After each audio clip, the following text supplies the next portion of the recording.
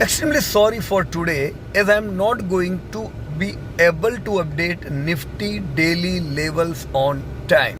But as you would have noted that since last week we have been noting 25608 level, which is an important level to track. Why, I will just tell you. Yesterday we approached at 25608 and I was expecting that we should reach this week. Still there was a one day, and that is Friday left, and Nifty approached in advance to 25608 level. What is 25608? It is the quarterly high from the previous quarter. Why was that important? Because Nifty hadn't been able to make a higher high in that past quarter.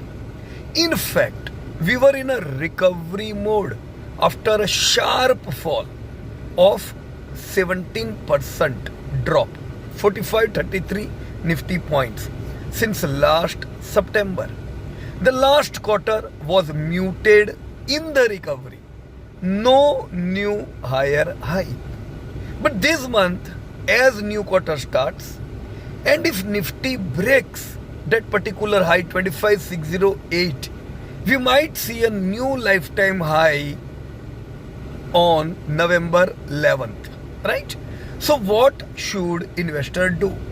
See, instead of just tracking or predicting Nifty levels that can go here or there, if we keep doing our SIP throughout this type of correction, we will be ready to catch the next rally.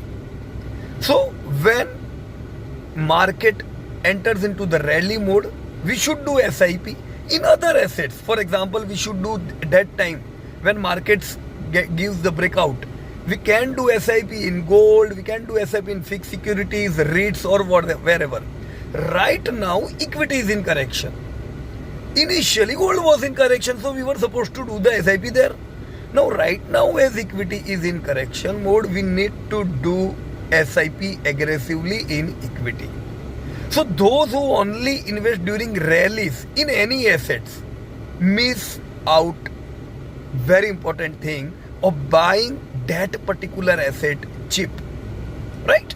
So by buying during the correction and keep that SIP going, we all are going to benefit when we head Nifty towards 30,000, which I am expecting soon, right? See, results are improving. You are looking all these things. So thank you. That's the end of the speech for Nifty.